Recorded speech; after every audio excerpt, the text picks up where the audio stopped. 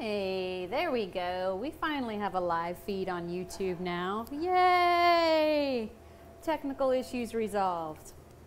All right, so at this point we have rolled out our fondant. We've liberally dusted our Marvelous mold, and then we've tapped most of that dust out. We have rolled our fondant super thin for us by our standards. And then we have pressed the edges until we see the green release, basically.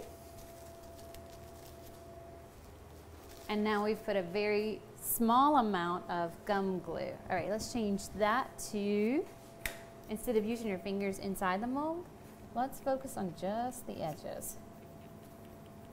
Because you've got the right thickness, but if you're pressing down into the mold, we're just moving the fondant around. Okay. But if we're focusing with something flat, see how it's starting to cut those? Yep. All right.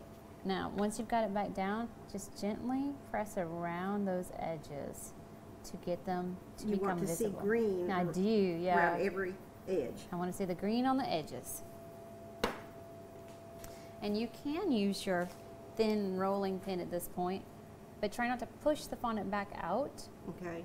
Roll it on those edges and see if you can get it to crease them without moving it. See, I'm still having a little bit of trouble moving it. It is harder than I ever would have thought at the beginning to get the right thickness. Yeah. Knowing the right thickness is half the battle, probably the largest battle.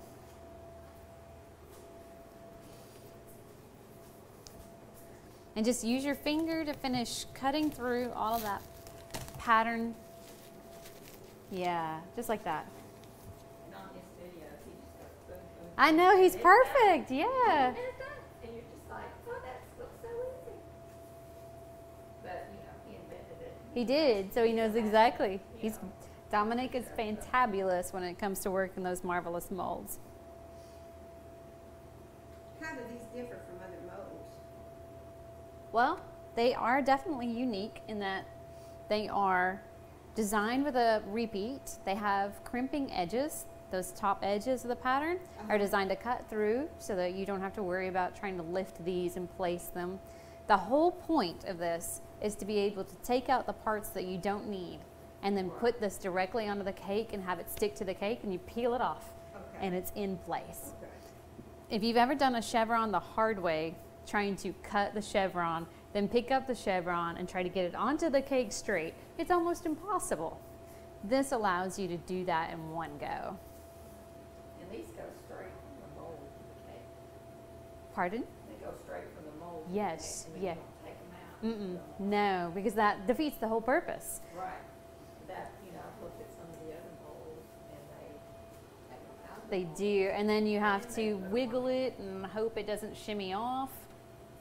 And for me, getting those edges straight is impossible. Yeah, impossible. I have a couple of little stick pins that we're going to use to help lift out the pieces that we're not interested in keeping. And actually, you know what? We're just going to use a Dresden tool.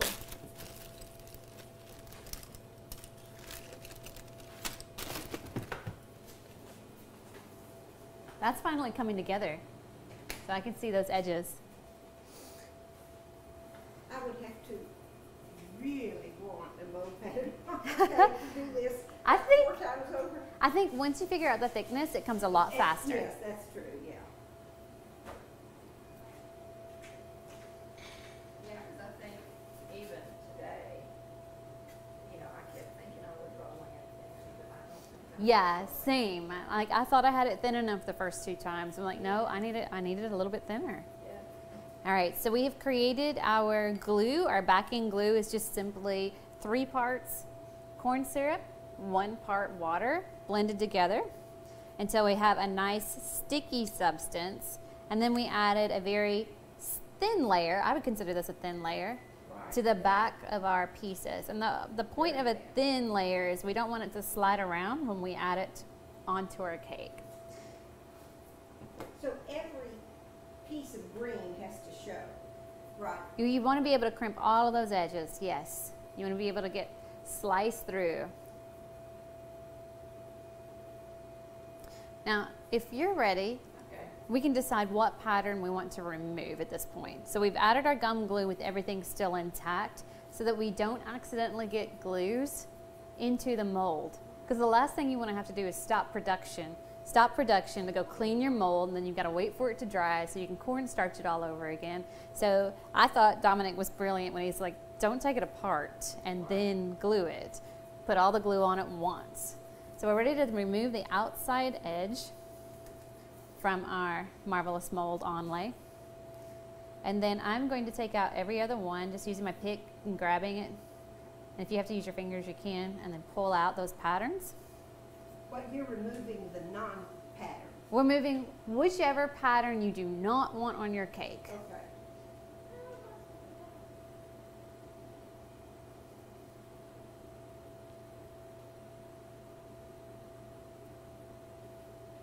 You can do this with a toothpick, or we're using just a Dresden tool from our modeling tools. You can use a stick pin. The cornstarch glue that we've used, that's exactly what I used, or I said cornstarch, sorry. The corn syrup glue that we used is exactly what I used a while ago to recondition the red fondant once it had absorbed too much cornstarch. So you're just gonna mix that back into your ball of fondant. Again, I thought Dominic was brilliant. Like, don't throw that away, just mix it back into your fondant ball and use it later. It just reconditions it. And I think that's one of the benefits of using corn syrup instead of using Tylose or CMC powder. Because the more CMC powder you add to your fondant, it slowly becomes gum paste. Yeah, because I'm stingy. I don't like to fold stuff right up. Okay.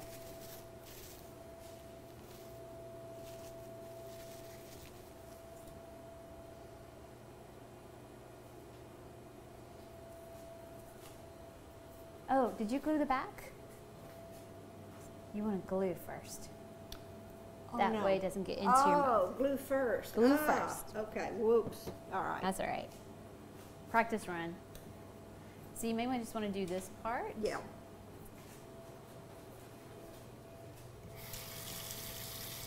Yeah, when he was saying that, I thought, that is so smart, because I was probably have picked it all out and then started. Oh yeah, and I have. I have picked it all out, then tried to keep all the glue on just the pattern, and then had to turn around and wash the mold. But since I've already taken some out, I could dab a little on each of the You can, but you want to be sure you don't get it anywhere on the green mold. Okay. And then I don't have actual cakes to use today, but I do have fondant covered boards for us to experiment with. And I'm making sure the back of my, and it still is plenty tacky.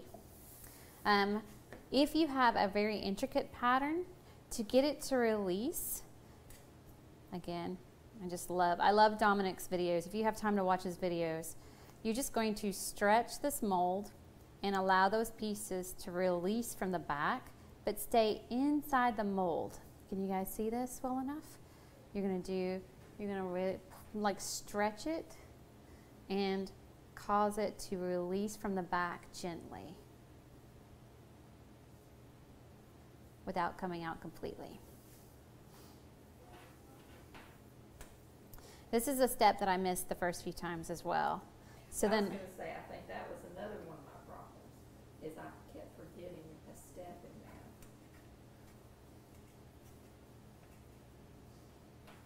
Oh, I got them all out. yay! So you're ready to begin stretching.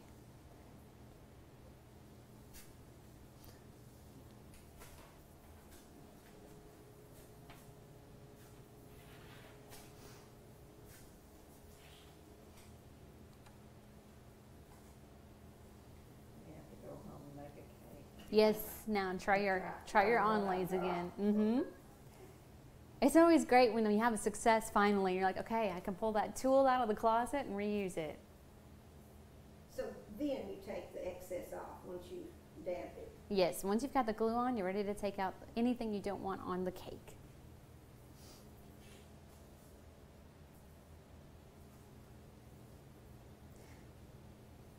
Perfect. And then for those of us who are ready to apply, which I think we all are now, make sure you've got a good stretch. Each of these molds has a bottom seam. So there's one edge that is flat, and that would be the edge that you would put on your turntable and against your cake. And this is always going to be your top edge. Is that mine right here, I guess? Yes. Okay. So just to repeat that, the bottom edge is always going to be the flat edge. This is the side that goes on your turntable before you lift it onto your cake. This is going to be the top portion. So for us being flat, I'm just going to create myself an imaginary straight line here. And yeah, you know what? I have Gibson plate holders if we want to try that. I could just carry them all back, all of them back. There's one. All right, so we can play with these guys. This will allow us to lift our fondant up so we can pretend like it's cake. And then we can take our mold and prepare. Yes.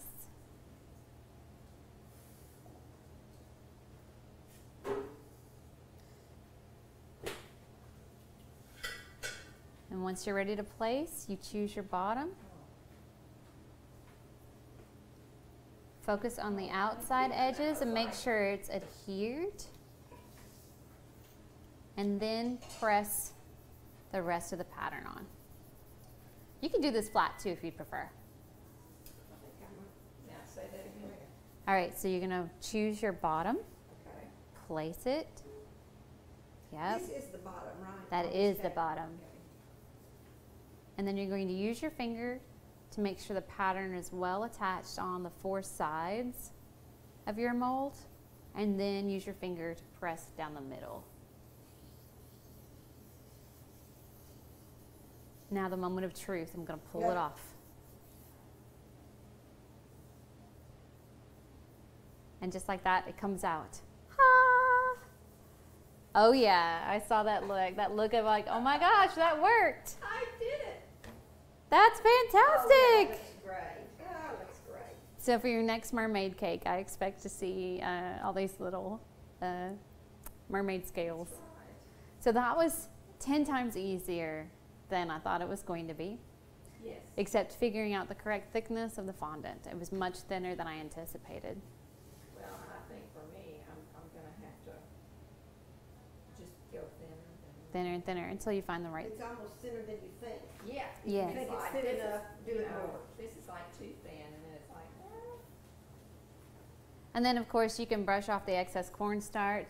You can also just spray it with an airbrush. You can use a soft brush with a little bit of Everclear or vodka and whisk away that excess cornstarch. If you're doing color on color.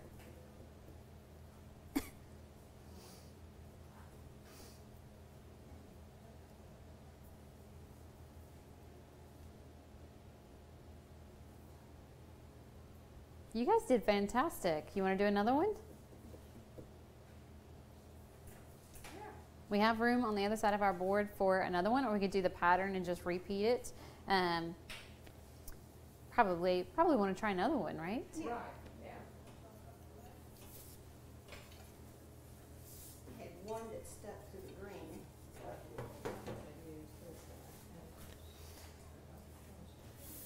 There was one side note on Dominic's video, and I loved this. If you wanted to do two different colors, let's say you wanted to alternate colors in the chevron, or you wanted to do the interior Moroccan one color and then do the outside pattern and leave the outside pattern in a different color. Basically, you would preferably have two molds, but you don't have to. But you would roll one color, cut the edges just like you did before, but don't glue it. Right. Roll the second color exactly the same way in the same mold type, cut the edges.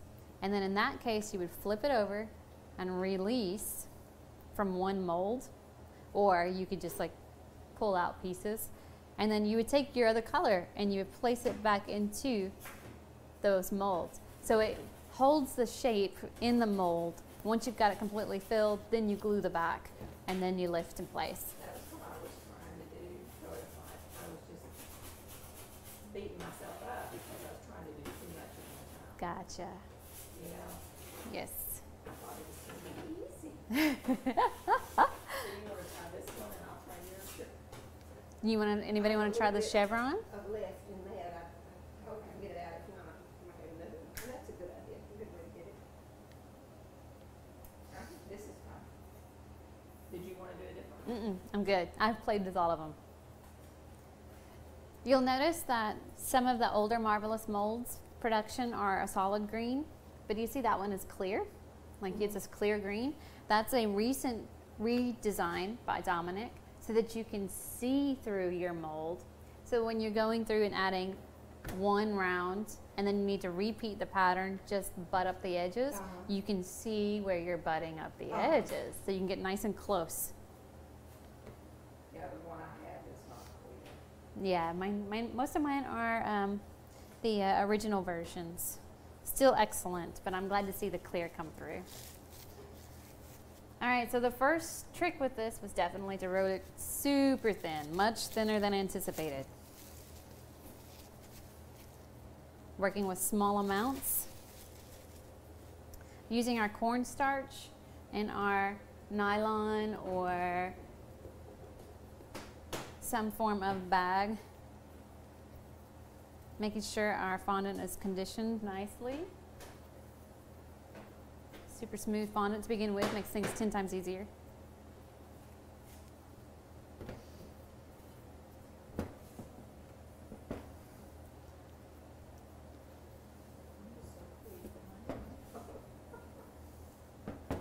It actually stuck like it was supposed to.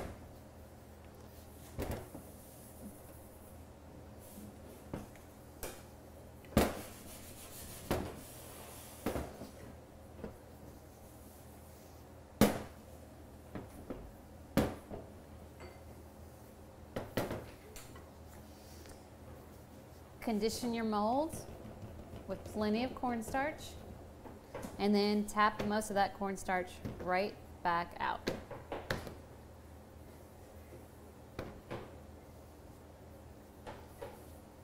Make sure the side that you're about to place into your Marvelous Mold Onlay has a decent amount of cornstarch.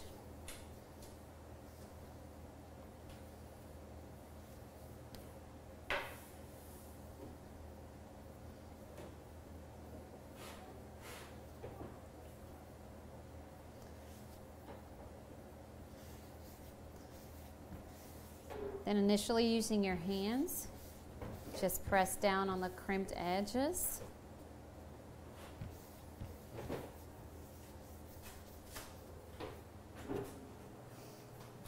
And then we found fondant smoother or other flat surface works great for pressing immediately down. That prevents it from rolling around and moving your pattern and creating double cut lines. Pressing straight down with the fondant smoother. And then the next step is to get in there and give it a wiggle. So I'm pressing down and wiggling it, and that's really creating some movement of the silicone mold below and creating those cut lines all the way through my fondant.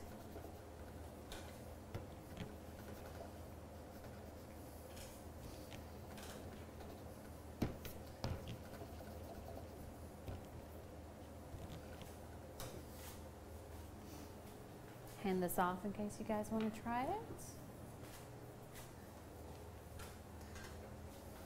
And now I can begin to see the seams. I can start to see the green underneath, but I'm going to take a little bit of time and make sure I have crimped all the way through, stamped all the way through my fondant to release those patterns. Attempting not to move the pattern too much. I did good this time. My thickness is right.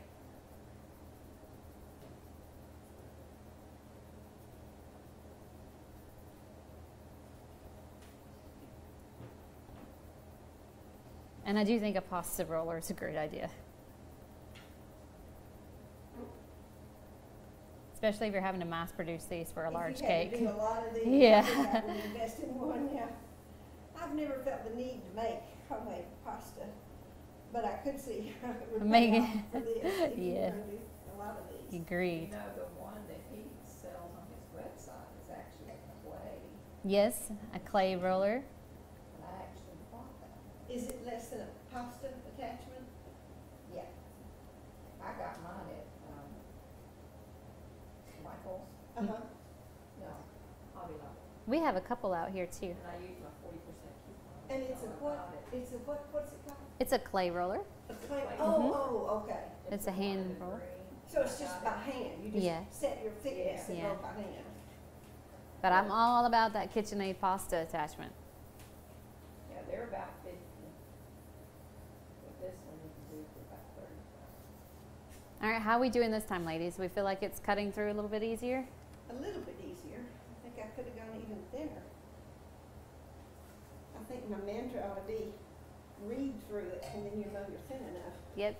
And I do recommend don't press down into the pattern Oh, okay. because it moves the Okay. fondant, but instead just crimp those edges by taking and putting pressure on those edges Okay. only. All right. And that should keep your fondant from wiggling around. Okay. And we're using satin ice fondant today. My homemade fondant is way too soft, I found, for this. So I do like a firmer fondant. Yeah, that was the other thing I was trying to use my homemade fondant. Yeah. Things like that. I like the firmer fondant.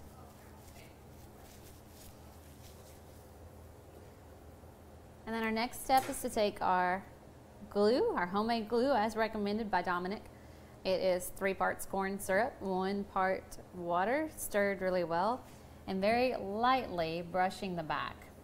Leaving all parts in the mold at this time. That way we don't get glue into the mold, because the last thing we want to do is to stop and wash this in between uses if we're doing a large cake or a But large before pattern. you glue, you still need to be able to see the cutting edges. You do. You want to get through the cutting edges first. And we're adding enough glue to make it tacky, but it shouldn't be slimy because we don't want it to shift or move once we've attached it to the side of our cake. You know that little ball tool, I'm gonna try this. That might be I wonder if that would help or if that would punch it too hard or something. You know, I'll give you a ball tool and let you play. That's what these workshops are all about, experimentation. Finding out what works well for you.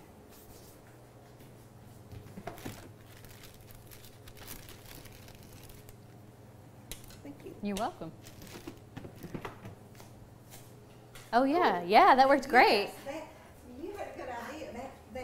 That's the easiest, more than my finger, more than another tool. That's a good idea. Yeah, try not to let it lift out of your mold, just enough to Just to cut see through it. it. Yeah, that's fantastic. And that's just a standard ball tool from Modeling Tools.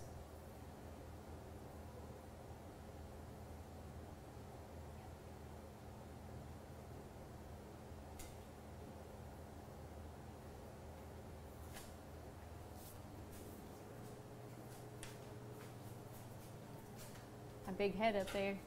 With this little pattern, I'm finding it hard to find that sweet spot when you're pressing hard enough and not having it fat. But that means I also think it might be because you've got that great thickness now too. Like you have the correct thinness. I hope. Yeah, I hope.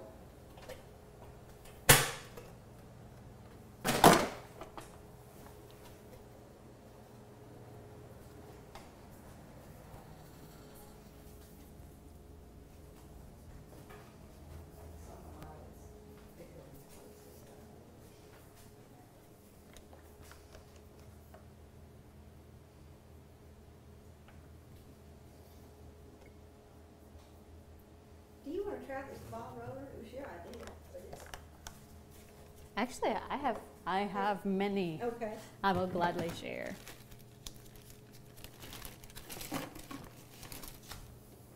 Ball tool. Oh, okay. Yeah, that helps, doesn't it? Yeah, because your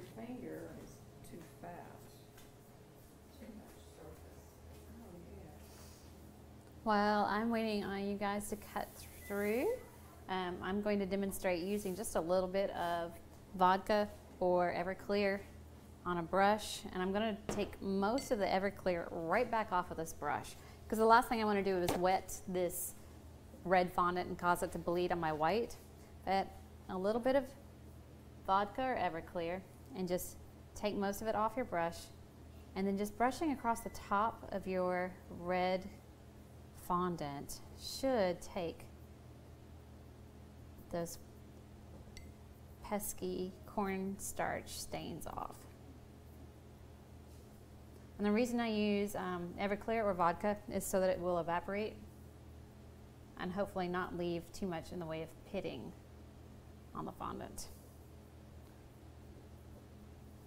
So it's a mostly dry brush.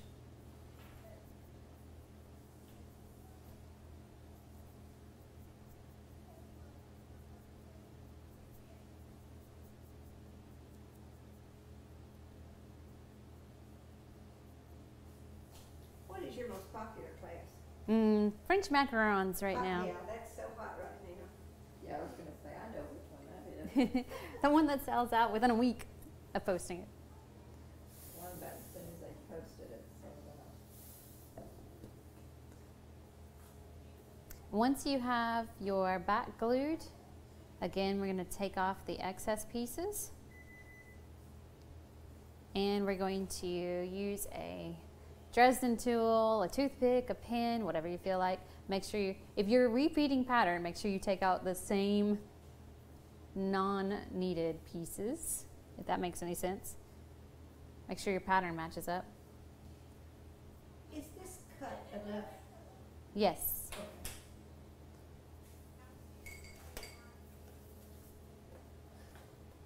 Remember, all we used was corn syrup and water. Corn syrup and water is the same stuff that's in fondant, so just recondition those pieces by putting them back together, balling them back up, put them back into your red fondant bucket.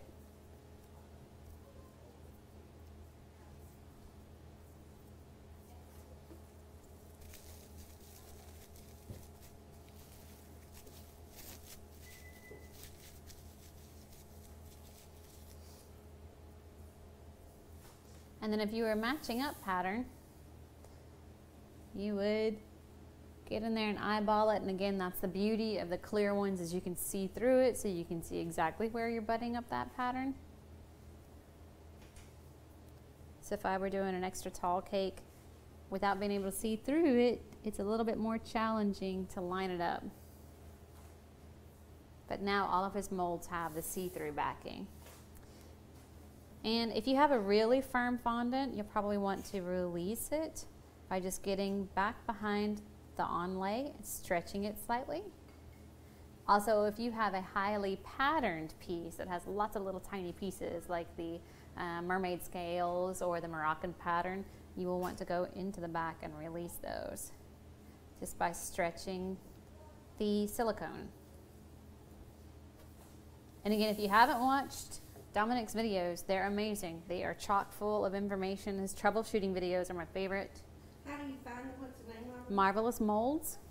Go to Marvelous Molds website, search under Onlays, and you will find the videos that he's posted and created. All right. Lining up my top edges. I moved my pattern slightly, but that's what happens when you're putting it straight down instead of going on the side. I'm going to focus on making sure that pattern is attached on the top and side edges first, and then rubbing down the middle, making sure it's attached to my fondant. And then I should be able to pull and release. Just like that.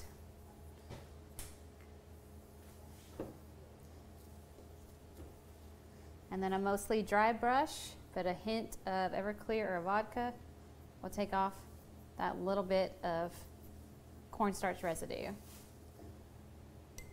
Too much Everclear and vodka will cause it to get shiny and pitting, and will take a little while for it to evaporate.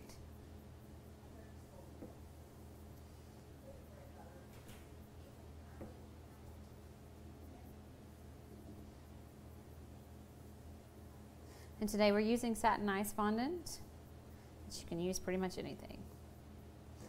unless it's super soft like mine, and then it didn't want to release.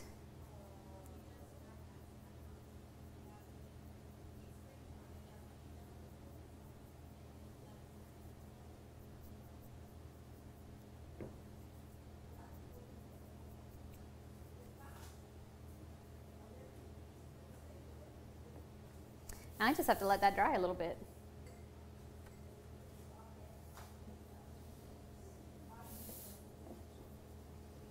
So what do you think? More successful this time around?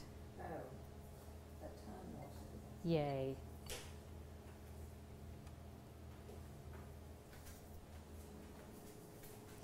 Here is the Everclear if you need it.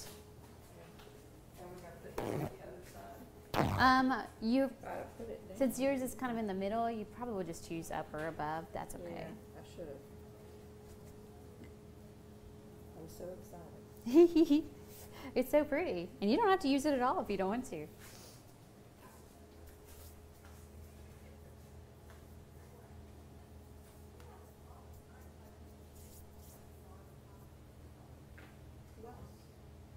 When I turned mine over, several fell out. Uh-oh. After we did that other one on the,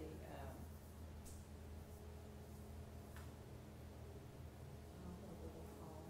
The ones where it was the sequins and stuff. Yeah. I watched his video on how to like do a top of the cake. Yes, and his Simpress molds. With, yeah, Simpress. Yes, love his Simpress. And I was like, I need to reorder several of those. We're out, and I'm like, oh no, we're out of confetti sequin Simpress.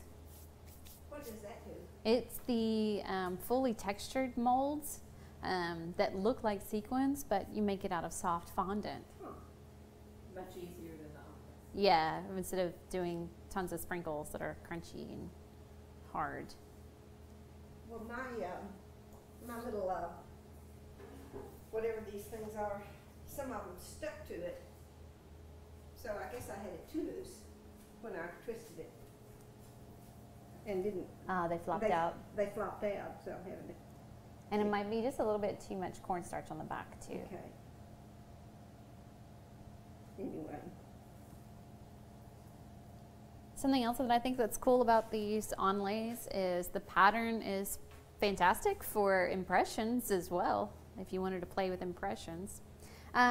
Something to note, if you can do this on buttercream as well. It does not have to be fondant on fondant. The mold itself, put it on buttercream. The pattern. The pattern. Yeah, the pattern can be done on buttercream as well. Oh, you mean an empty mold? No, No, filled. with the fondant in it. Yeah, just like we did. And just instead of putting it on fondant cake, put it directly onto You the can put it. buttercream. It helps if you have a crusting buttercream. Uh-huh. You have to be careful not to be too forceful with it because you'll press into your buttercream. Yeah. Or you can do a really, really cold surface buttercream. Uh-huh. So toss it into the refrigerator or the freezer even for a couple minutes and let the buttercream get nice and hard. Uh-huh. And then have your glue on the back of your fondant Yeah. and then press it onto your buttercream. When you do wedding cakes these days, what are most people wanting? Do you see a pattern? For us, it's still a lot of simplicity. So a lot of what I call stucco designs or rough iced, as well as the semi-naked. One of the cutest trends I've started seeing though are bundt cakes stacked. So Really? yeah, we've got a really cute pair of pans. Yeah, we've got like a baby I and a saw medium size. the Aren't they tiered adorable? bundt cakes. Yes, they're. I wonder if that has anything to do with that shop called Nothing But Bundt. Could be. Because they advertise, so I get an email from them all the time. I don't buy much there, but I just wonder if that has put Bundt back into people's thinking. I don't know, maybe not, but I didn't realize that was ever done as a wedding cake. Mm-hmm. Any questions for me on onlays before I conclude the live side of the demonstration or the workshop? I'm really impressed so far. You guys are doing great. So, I'm just so pleased with myself. yay! Happiness, happiness. Oh, that's pretty. Yeah, I love how that pattern's turned out That's too. really pretty. I'm just gonna do Right up above. right above and I'll. Okay, do you know what I did? Look how stupid this is. Look what I took out. I took out what was supposed to be. No. I left in. No, that's why the beauty of them is it's reversible. You can use either part. That is a lot prettier to me than this would be. No, I think they're You can both do either pretty. one, You I do either guess. one. Well, I'll do. So you can either do the lattice side or you can do the individual Moroccan pattern. Is this called Moroccan right here? It is, that's his Okay. Moroccan. Well, And then the other one is like the mermaid scales or fish scales. Uh-huh. All right, if that's no other questions, then I'm gonna go ahead and turn this off. Do it And as well because it's not sticky. it didn't release very well from the mold. No. Yeah, happens every once in a while. Needed more cornstarch in the mold itself. Yep. All right, thank you, ladies. Thank you for joining me for my workshop. And I hope I get to see everybody again next Friday, same time, 12 noon. Oh, wait, let me rephrase that. Next week, we are not here. I'm not here. So I will not have a Friday workshop, Labor Day week, but we will follow up the following week. You guys have a great day and enjoy your Labor Day weekend. Are you off air? Yep.